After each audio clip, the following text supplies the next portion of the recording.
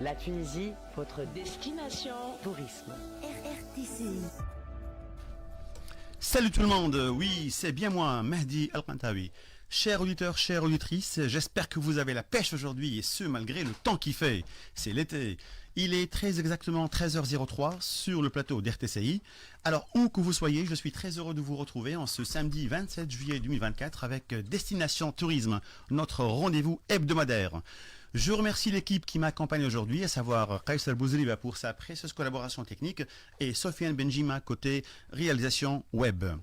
Comme à l'accoutumée, donc nous allons parler tourisme et le sujet d'aujourd'hui est l'importance de la formation dans le secteur du tourisme de santé et de bien-être. Alors j'ai un invité, et quel invité hein? C'est Dr Mohamed Tellili qui est expert en hydrothérapie et en pilotage des centres de bien-être. Bonjour Dr Mohamed Tellili et soyez le bienvenu parmi nous sur plateau d'RTCI. Bonjour Mehdi, c'est toujours un plaisir de partager une émission avec toi. Ça fait très longtemps, nous sommes partenaires et c'est toujours un plaisir malgré les canicules, malgré tout. Tout à fait. J'ai tout laissé de côté et je suis venu parce que je ne peux pas et je ne veux pas m'empêcher de ce plaisir. Merci infiniment. Alors c'est votre deuxième passage dans la chronique Destination Tourisme. Ouais. La dernière fois on a parlé du tourisme de luxe Ouais, à l'île de Djerba, c'est bien ça? absolument. Alors Dr Mohamed Tellili, on discute aujourd'hui donc le sujet de la formation du personnel des centres de bien-être et les centres de thalassothérapie, les centres de balnéothérapie et les centres thermaux. Tout à fait. Je dois préciser bien sûr, comme ça nos auditeurs pour qu'ils puissent donc nous suivre. En quoi ça consiste donc la formation du personnel des centres? La formation, c'est le pilier, c'est la fondation de la qualité. Personnellement, on peut pas parler, j'ai toujours dit qu'on ne peut pas parler de qualité, Oui. de soins et de services ou la qualité d'un centre sans autant parler au préalable de la qualité de la formation. Surtout que la formation est déductible de la TFP, la taxe sur la formation professionnelle. Oui. Donc, les centres, les responsables des centres et des hôtels, ils payent tout le temps la TFP.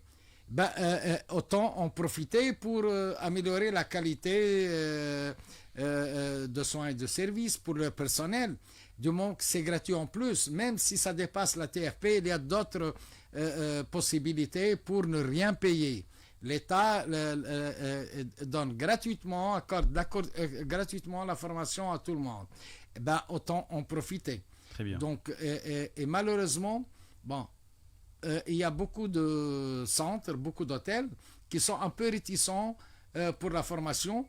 Pourquoi? Parce que ils doivent consacrer une période de quelques jours pour la formation de leur personnel et ils se disent comment est-ce qu'on va assurer le bon fonctionnement du centre. Le bon fonctionnement du centre passe impérativement par la bonne formation du personnel.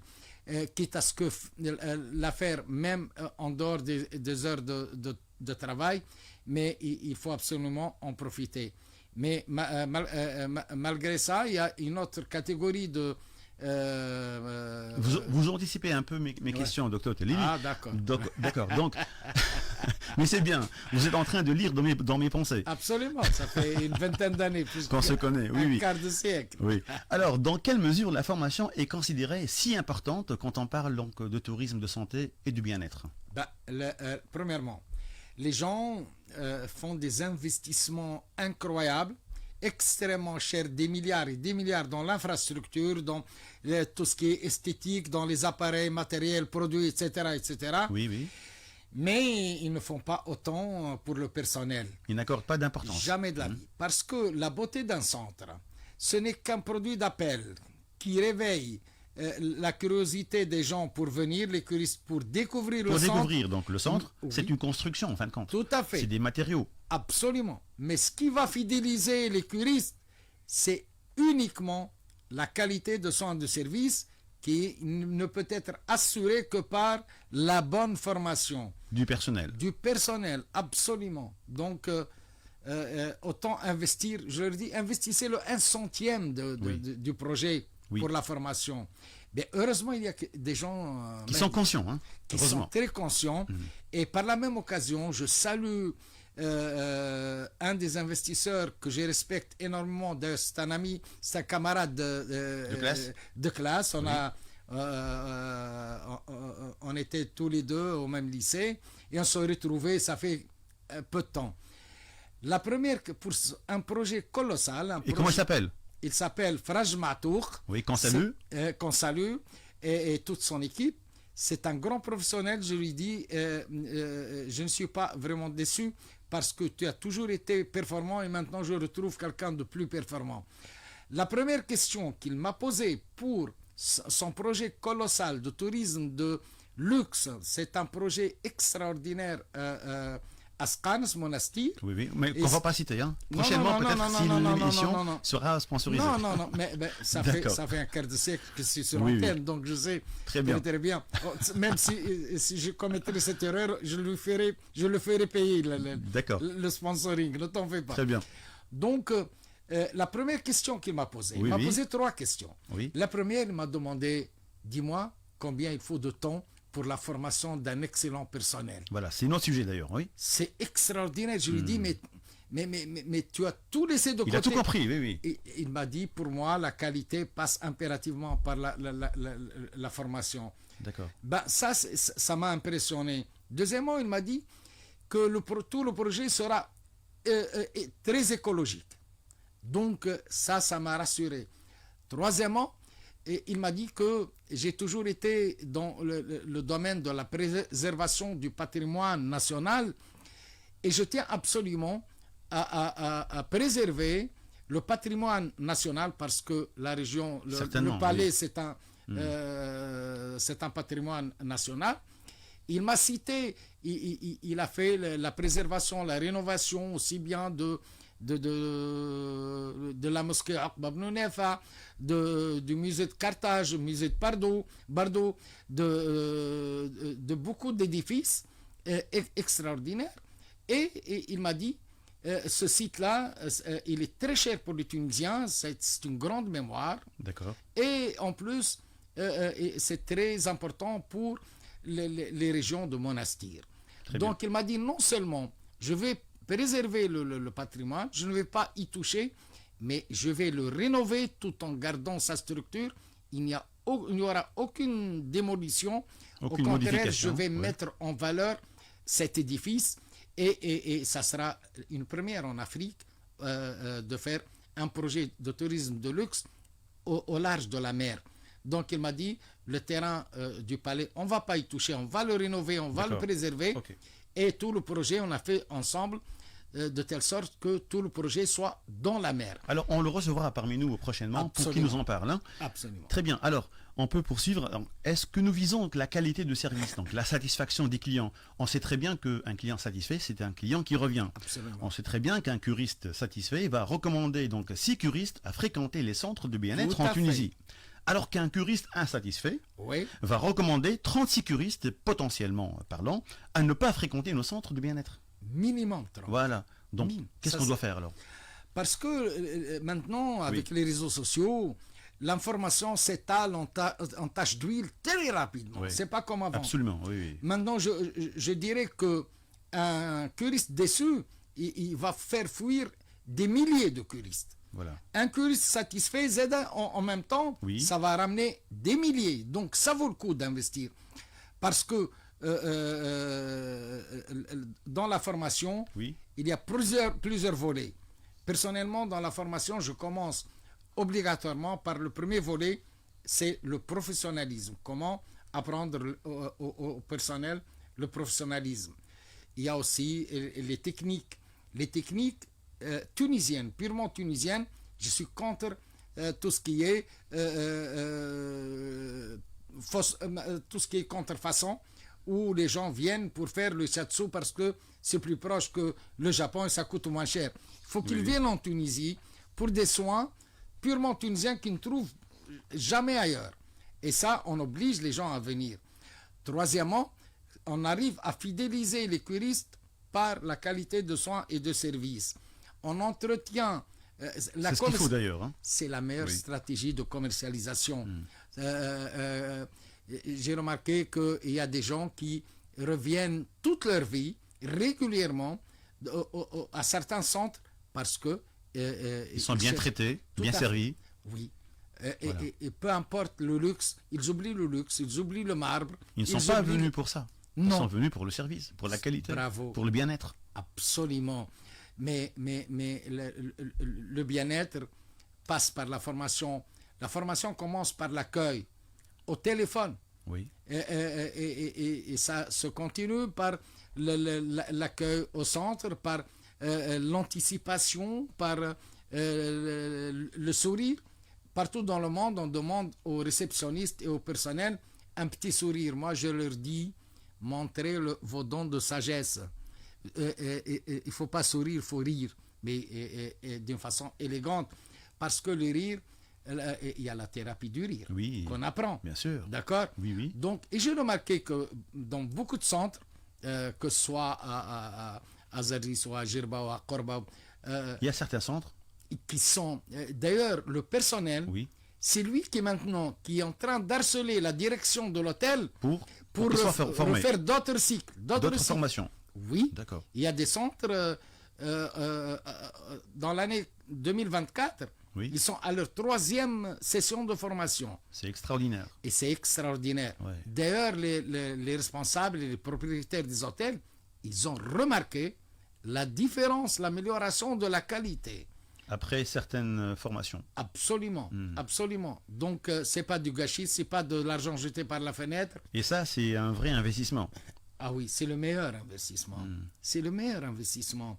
Parce qu'on s'en fout du luxe. Peut-être que chez eux, ils ont un luxe qui dépasse Ils l'ont celui des déjà, autres. donc ils cherchent le dépaysement d'ailleurs. Tout à fait. Pourquoi ils viennent? Tout à fait. Et là, les spas, par exemple, avant on parlait de hôtel spa. Maintenant, on parle de spa hôtel. L'hôtel, ce n'est que le lieu d'hébergement des curistes. Donc, le produit d'appel et le produit capital le plus rentable, c'est le spa. Le spa, quand on une petite idée, une chambre avec tout ce qu'il faut comme charge, c'est énorme, c'est énorme, c'est énorme. Ça ne fait même pas rentrer le prix d'un soin, d'un seul soin. Eh bien, Les soins, oui. Oui. Ils vont jusqu'à 200, 250 dinars. Le soin à partir de 150 dinars. et ça chiffre parce qu'il reste quelques jours, Bien sûr, ils font plusieurs voire soins une par semaine. Oui. jour. Ils font plusieurs soins par jour. En À peu plus, près 4 à 5 soins par jour, à peu près. oui, il y a des cures de 3, 4, 5 soins un jour. Et c'est énorme.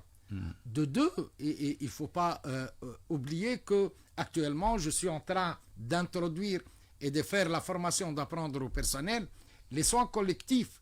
Quand on fait les thérapies énergétiques pour une 50aine de curistes, chaque curiste paye le soin. Il suffit de multiplier le prix d'un soin par 50 et ça se fait en une seule séance, 40-45 minutes. Donc, et j'ai remarqué qu'il y a beaucoup de centres, le personnel, beaucoup de centres qui ont très très bien appris ces thérapies. Ils sont très très performants et les patients reviennent. Il y a des gens qui ont réservé pour l'automne et l'hiver avant de partir, alors qu'auparavant, ce n'était pas dans leur programme. Très bien. Alors c'est une responsabilité. Donc si nous sommes dans une logique de veiller sur la qualité du service Ouais. et la qualité de soins dans nos différents centres de bien-être en Tunisie, Ouais. donc du nord au sud, de la mer au désert, on a Ouais. des centres un peu partout en Tunisie. Oui, Donc il y a certains dirigeants, il y a certains gérants de centres Ouais. qui ne sont pas conscients donc de la qualité, de l'importance de cette formation. Oui. Qu'est-ce qu'on peut leur dire? il faut leur dire qu'ils ils se sont trompés de stratégie de commercialisation.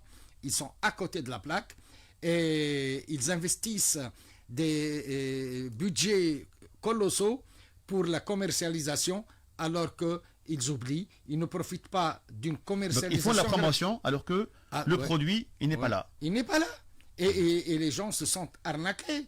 Et ils sont déçus, comme tu l'as bien dit tout à l'heure.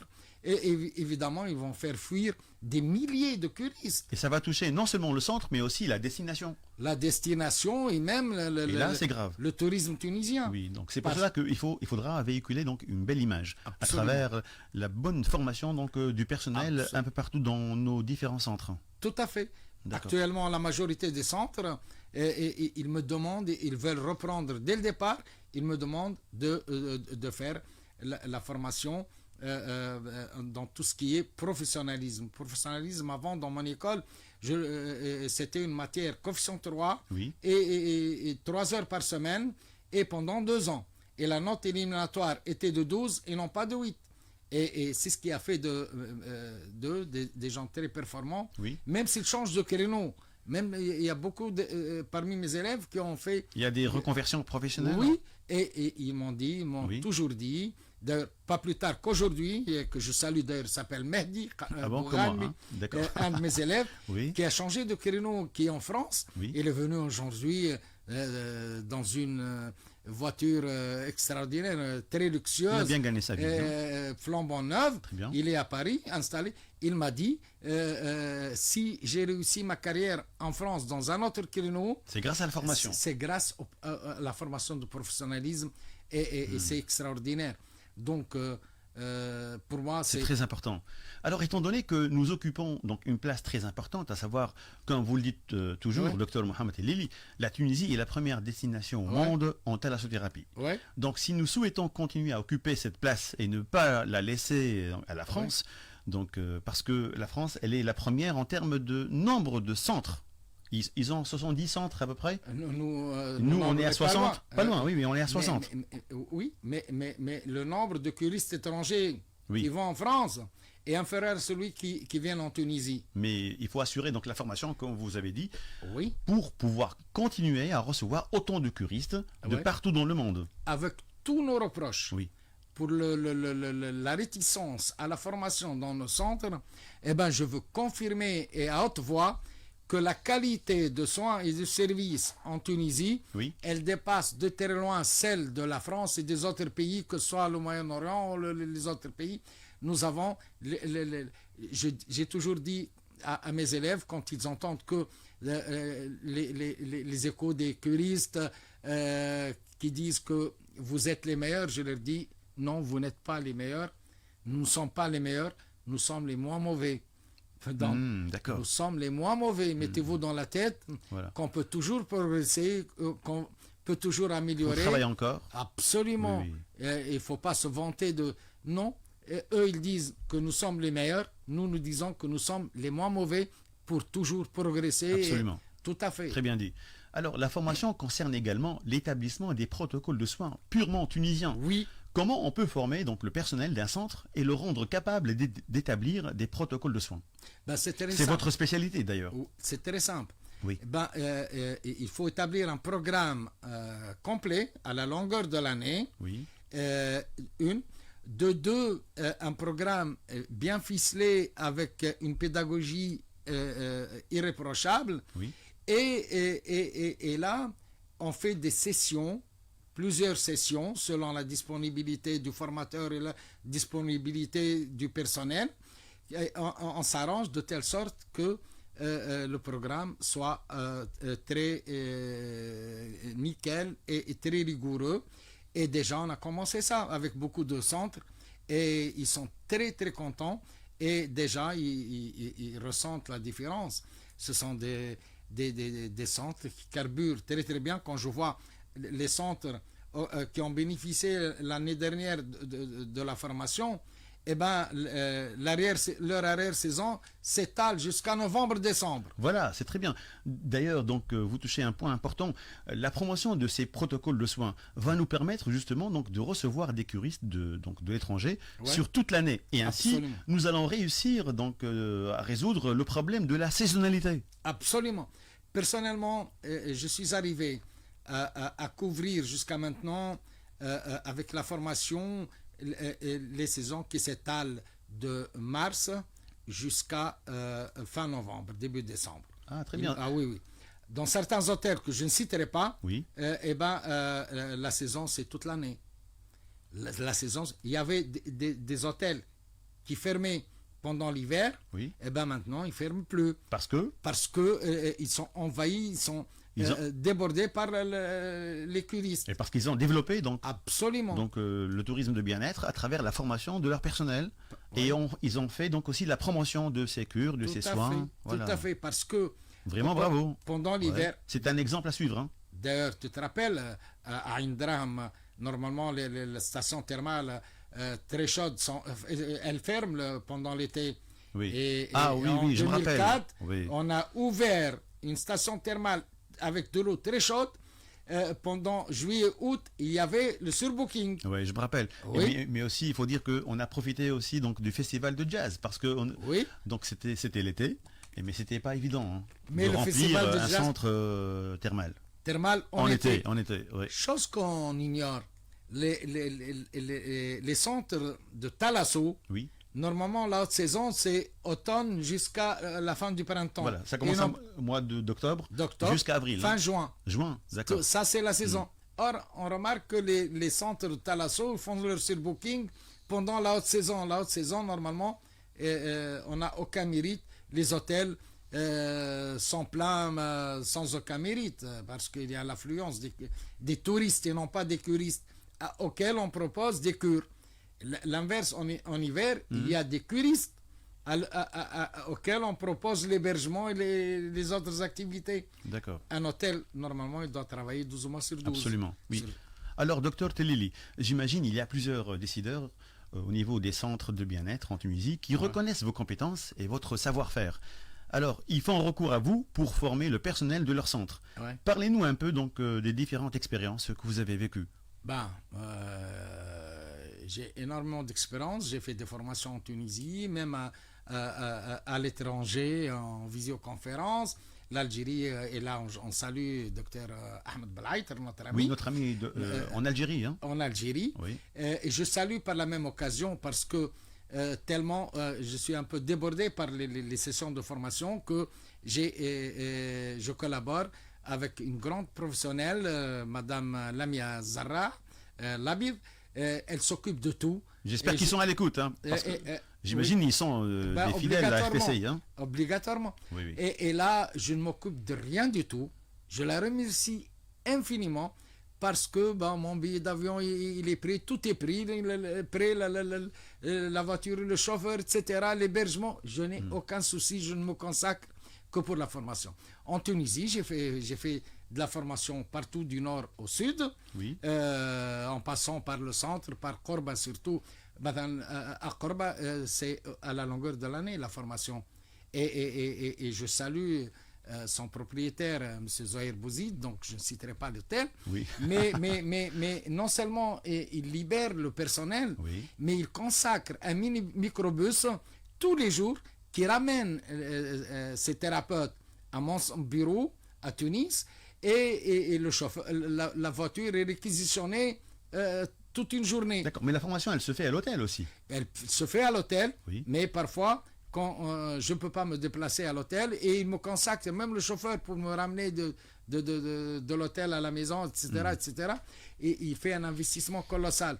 Et là, je le remercie pour une fois, encore une autre fois, parce que les formations, toutes les formations de son personnel, il ne les a pas fait passer sur la TFP, il les a payées, le pauvre. Parce qu'il est conscient de l'importance. Il est conscient. Oui, donc le savoir-faire est important, mais ce qui est plus important, c'est le faire savoir. Absolument. Voilà. Absolument. Alors, ça n'a pas de prix, la formation. Absolument, oui. Alors, en termes de formation, quel message vous souhaitez transmettre aux propriétaires et gérants des centres du bien-être qui souhaitent développer leur activité et recevoir autant de curistes tunisiens et étrangers? Profitez de la gratuité de la formation, oui. qui est déductible de la TFP. En plus, il y a d'autres possibilités, même si elles dépassent le montant de la TFP. Une. De deux, au lieu d'investir dans l'infrastructure, uniquement investissez dans le personnel. Troisièmement, il faut savoir une chose, c'est que quand on forme le personnel, on n'a pas besoin de faire de grandes campagnes publicitaires. Mais quatrièmement, oui.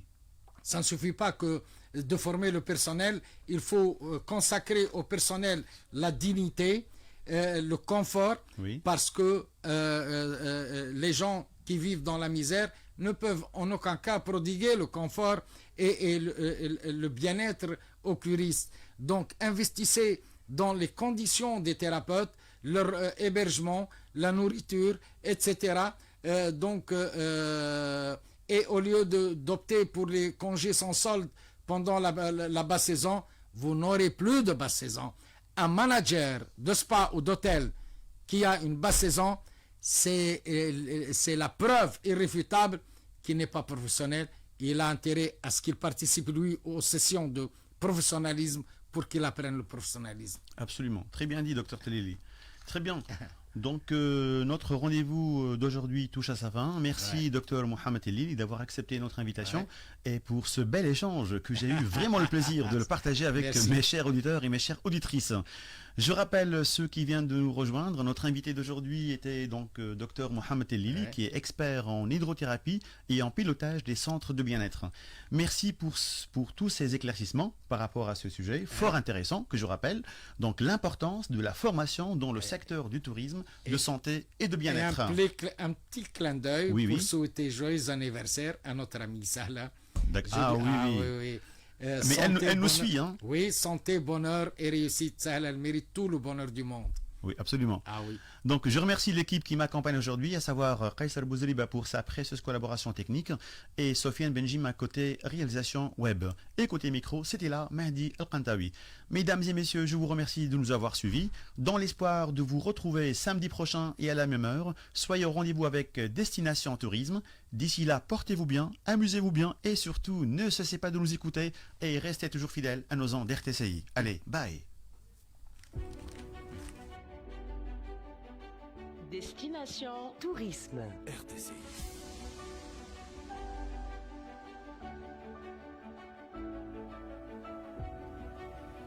La Tunisie, votre destination tourisme. RRTCI.